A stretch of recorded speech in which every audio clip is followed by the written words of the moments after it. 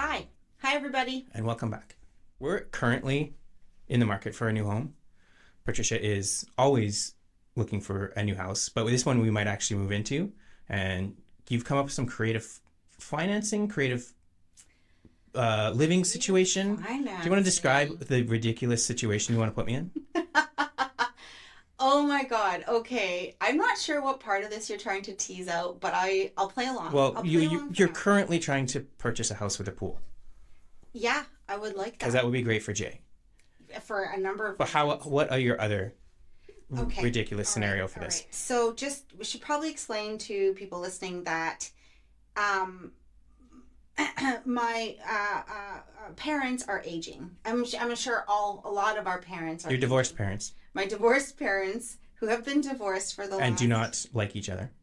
Maybe you should tell the story. Yeah, so you want to have, it's 3 suites, one for us, one for your mom, and one for your stepdad.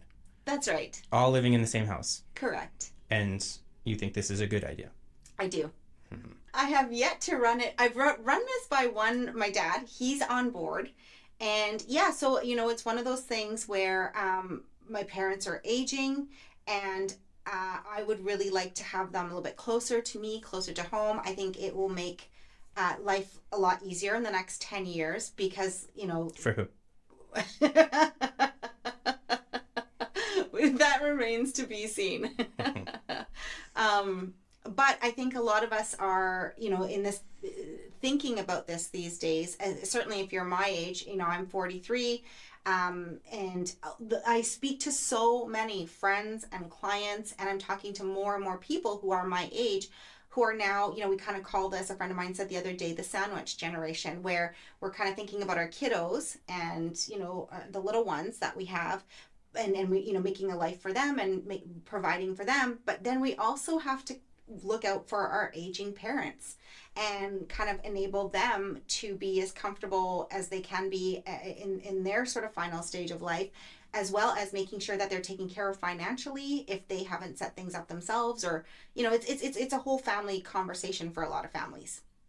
And in my case, I believe that it will make things easier for both my kiddo and my parents if we're, closer together, because they have a strong relationship. And I think grandparents, having them close by while they're around can be a really special thing.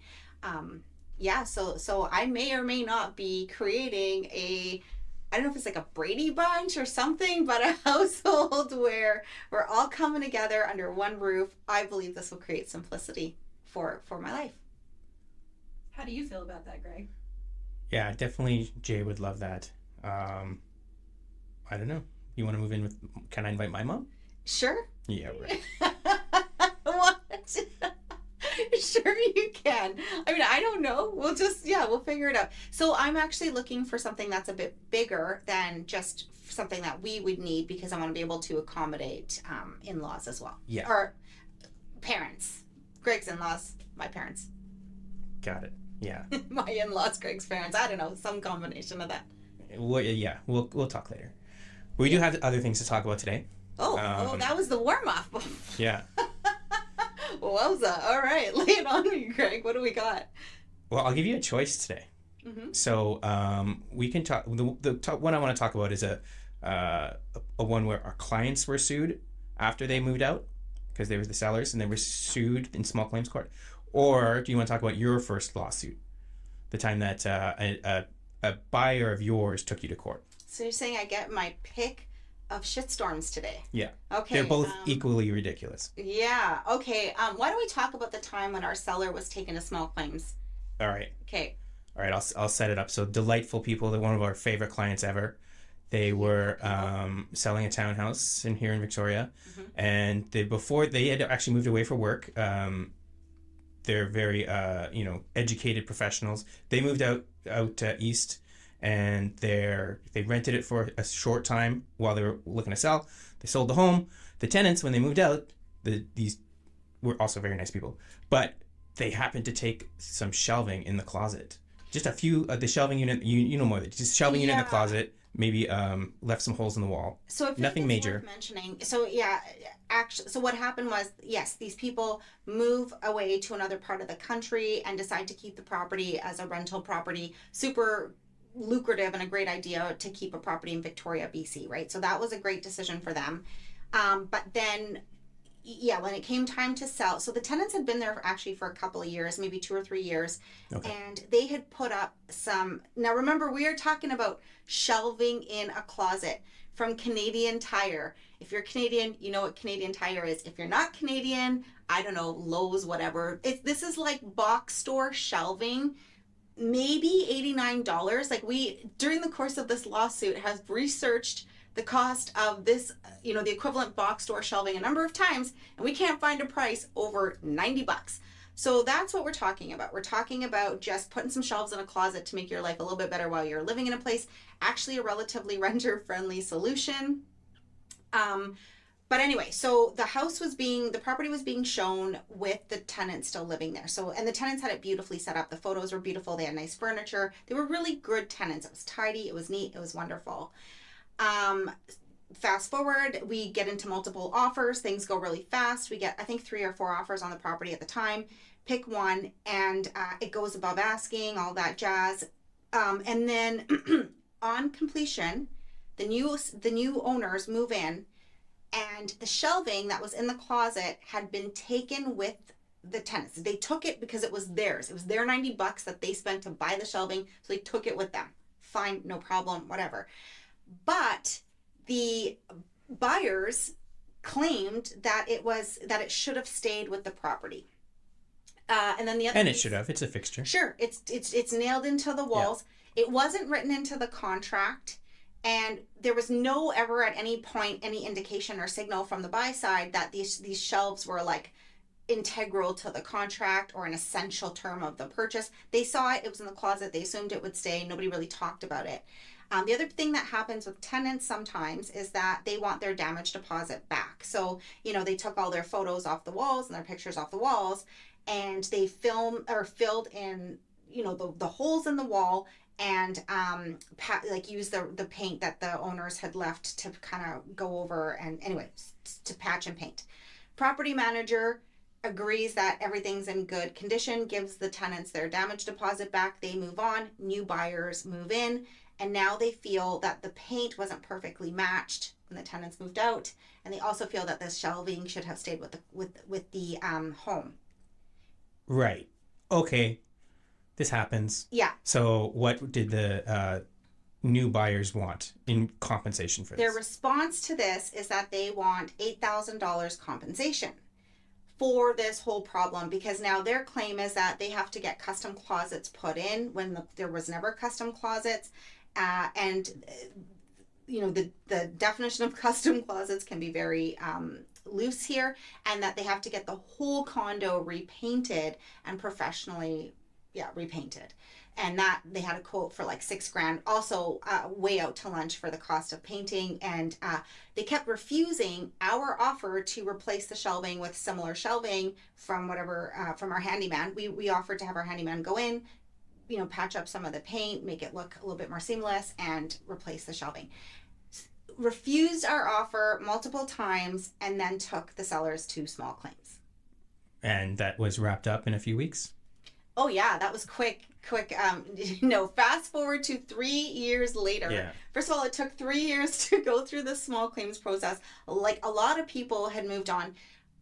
Our sellers had made multiple offers to the buyer. We had made offers to have, our people go in and fix the problem or remediate the issue. And then also the seller had offered them reasonable amounts of money. Like, we're talking in the ballpark of like $1,500 to $2,000 to say, hey, listen, maybe you expected, like, our sellers were so reasonable.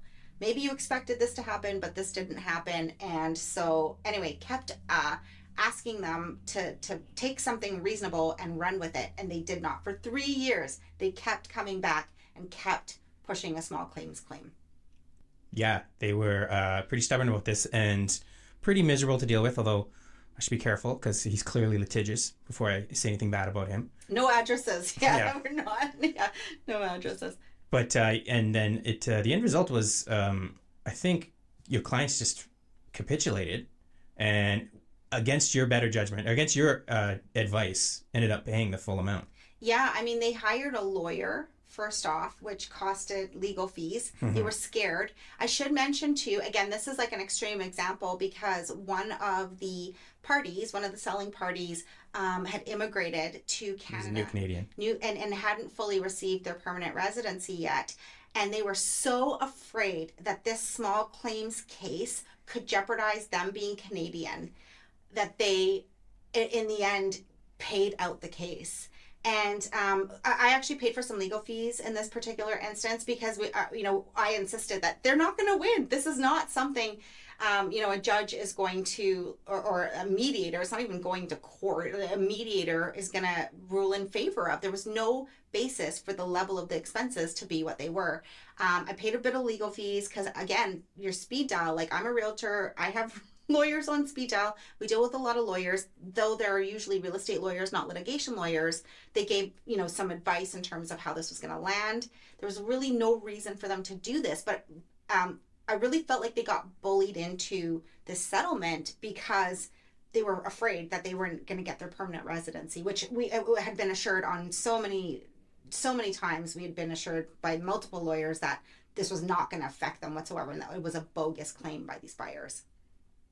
Yeah, and I mean, they were living in that place for 3 years and they're still trying to get this money back. I'm sure that they had solved their closet crisis and moved past it, or maybe not. I mean, some people, Well, they clearly didn't it's move kind of, past it, yeah, where we're kind of going in the direction of, for this episode, is what kind of drive you must have to continue with this. I mean, I know we're only talking about $8,000, but that's a lot of legal fees, a lot of time, energy wasted on these little things. I know lots of times stuff gets taken, mirrors get taken, all kinds of stuff gets taken that shouldn't when sellers move out. And to go down the path of actually trying to get compensation for it afterwards is very hard to do. Sure, it's hard to do, but I think, the other thing is just, just like buyers and sellers, coming back to like the expectation, like reasonable expectations of what you're walking into. One, I'm going to do a quick sidebar on this too. Something that came up that we found really interesting though, during the course of this whole thing going down was that, because the property manager was the person that did the move in and move out inspection with these tenants.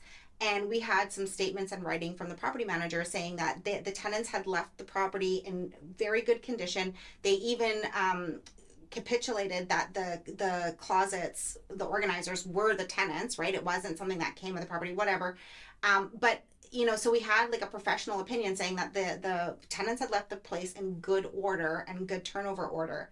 And this buyer had like gone and gotten case law that said that the tenant's expectation, like the tenancy expectation, is not what the seller's duty is.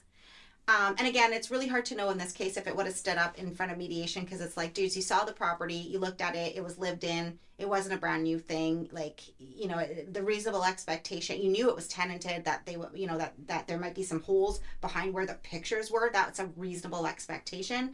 But anyway, so really, I think the crux of this particular situation is that that our sellers got so frightened because of the whole citizenship thing that they got bullied into this. But like, you might have a person that kind of comes back and says, this didn't match up with how I thought I was going to get possession of the property.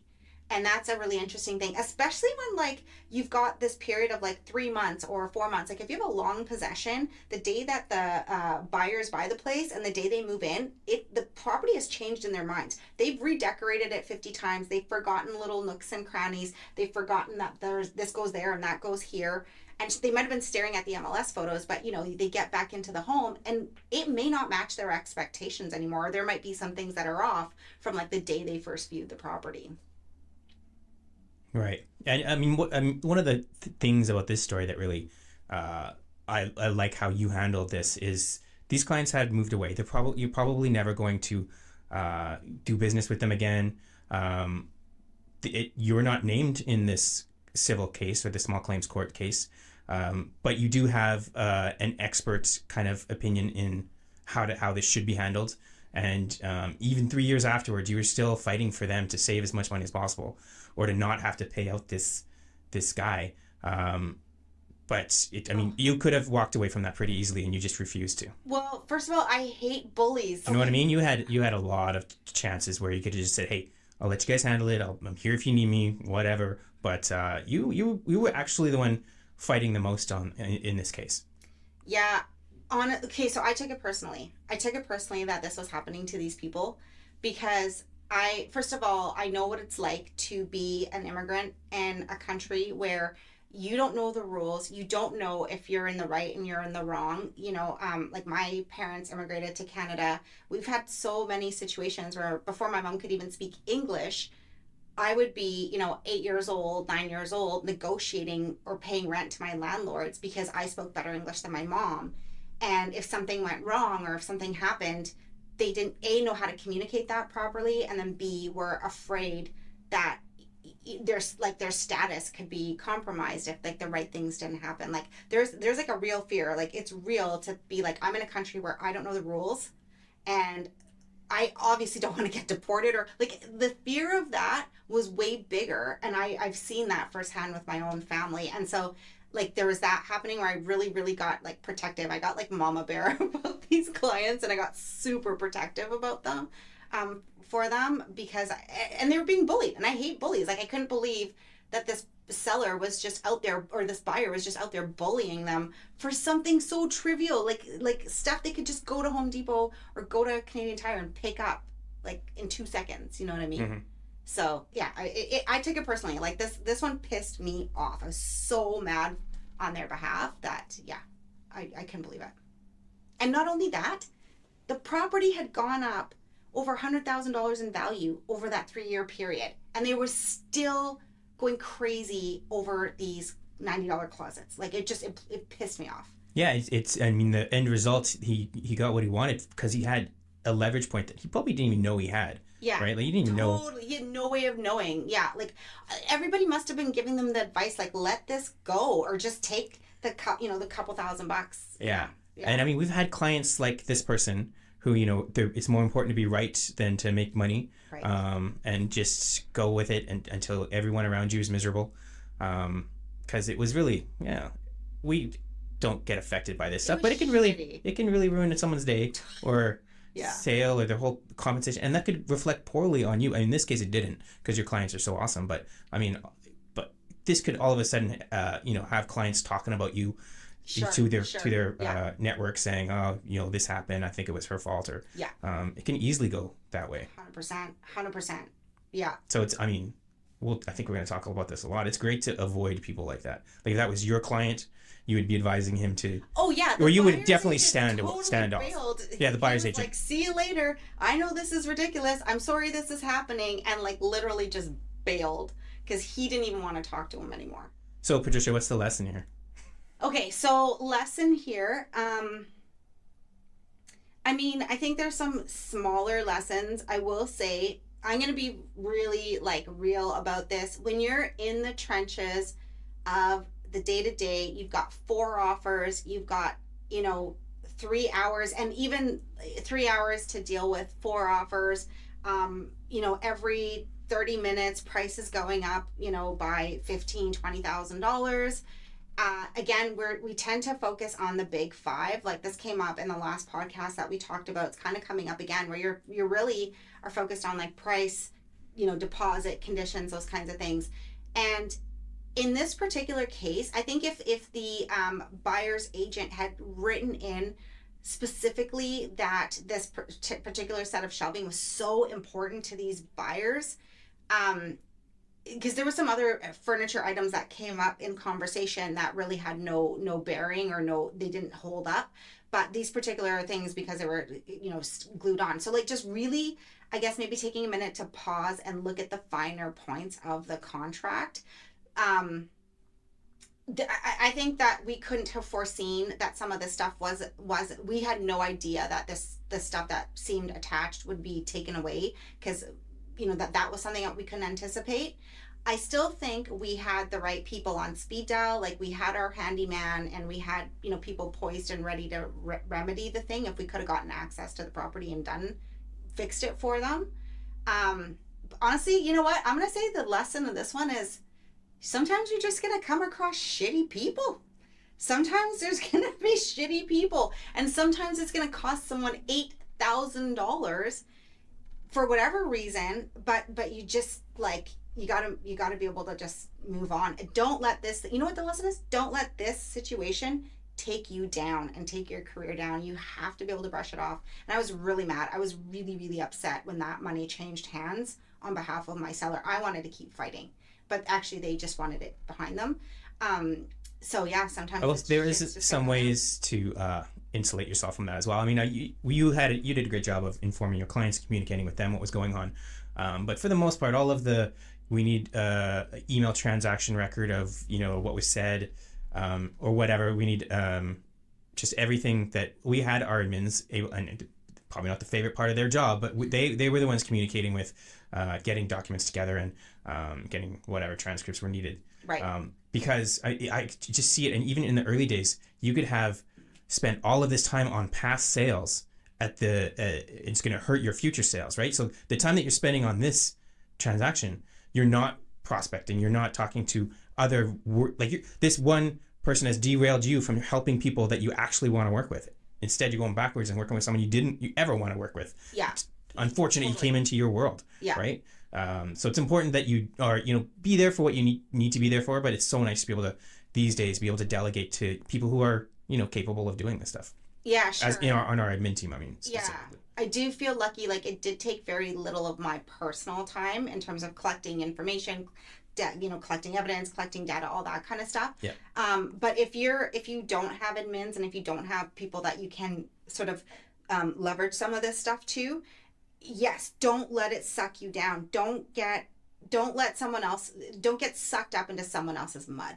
You know what I mean? Like, you have to be able to like have that thicker skin and go, number one, I'm still a good realtor. Number two, I'm still going to service like 900,000 the rest of my bazillion clients just fine. This doesn't define me or my career or the type of person that I am or how good of an agent I am. This is just a really shitty moment in time.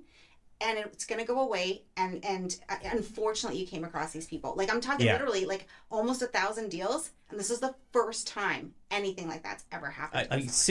Something similar stuff has happened where people are complaining about a mirror being missing or complain about maybe a ceiling fan, going with the owner. But, it doesn't really take 3 years. People don't usually go this far in it. Sometimes if they're and if, like you said, if they're reasonable, you can settle. Yeah. Like, usually clogging up courts to do this is just waste of everyone's time. Yeah, that was crazy. These people took it to the extreme. I guess though, just in terms of some small nitty gritty, go through the home, ask your seller. We do when we're talking about exclusions from the contract. I will say, I make it a joke. Like, I'll be like, so if there's a grand piano you want to take with you or an heirloom chandelier you want to take with you, let me know ahead of time or get it out of the property before you even market it so that it's just gone and it doesn't become a point of contention. So there's conversations like that we have with our sellers. This case being tenants, it was a little bit difficult, but yeah, maybe the lesson is you still have that conversation with the tenants. Like, is any of this stuff yours? Do you plan on unbolting it and removing it with you when you go? So that might be the one area where you could like preventatively not avoid something like this happening. Because when you do go into multiples, like when you hit marketing stage on a property, it's bang, bang, bang. So like for us, we typically list on a Wednesday, or a Thursday, have the open house on the weekend, and then by Monday night or Monday afternoon, we're reviewing offers, right? So that's pretty fast, and it's easy for small things to get overlooked. But then, yeah, you don't want that to turn into like a giant court case of the shelving, at the end there. Mm-hmm. Mm-hmm. Yep, all a bunch of nonsense. Yeah, and I mean, okay, so like the reality is the longer you do this business, the more transactions you do, the longer you're in it, you're going to come across people that are unreasonable. Actually, that makes me think of, we have a rule in our office, and this is for all of our agents, this is for our whole sales team, and we call it your asshole a year. And we're like, listen, you're allowed one asshole per year. And the reason we have that per year, the reason we have that rule is kind of twofold, because number one, you want to like really put in perspective that like you could do 100 deals that year and you're really only gonna come across like one of these, right? Like the number of people like this that you're gonna come across is very few compared to like the number of people you're gonna But deals and it's with. and when you do deal with them once per year, you really appreciate your good clients. So Totally. you get to see how bad it could be out there for you, and then you really appreciate those people that are, you wake up in the morning just being happy to go find them a house or whatever, Oh, 100%. and help fulfill their dreams. Yeah. And that's the point. Like, you have to wake up in the morning ready to be in service of all the other clients and deals that are actually going well, right? Like, and not be sucked in by this one situation, because it's so easy to spiral from just one shitty thing that's happening. But at the end of the day, like, you've got, like, other people. There are like dozens and hundreds of other people that you could be working towards or working with that are amazing, and it's not going to be every deal, right? It's actually going to be a very small sliver. It's going to suck all your energy and suck out all your time, though, if you don't kind of like push past it and like self-talk your way past it and see that they're not all going to be like that. Yeah, and the other point of this policy is, like, if one of our agents if this consistently happens to one of our agents, right? Like, if they're getting, several people that, are playing, I don't know, doing similar things, then we don't have to have a conversation with them. Oh yeah, are you you don't need to for these guys? Yes. Or are you willing to fire your client? Yeah, totally. And so, like, yeah, that's the conversation, is like being able to identify, right? Like being able to identify that person and have your spidey senses tuned in, right? Because, like, you have to be able to be like, whoa, red flag, you're giving me all the signs that this is not going to go well. And hey, you know what? The best news about that is you can tune in here to hear all of these kinds of stories, because this is like, literally, this is what our shit list is about. It's like these crazy situations that aren't gonna happen on a day-to-day. They're not normal people. They're not the type of, like, they're not how business is gonna flow regularly, but you're gonna come across them, and you have to be able to let that roll off your back. Mm-hmm. You have to, so that you can go on. Honestly, the moral of this podcast is don't let shit stick to your fur. To your fur? To your fur. To yourself. Let it roll off your back. And happy selling. And on that note, thanks so much for listening. Check out our course, and we're so excited to see you next time. See you next time.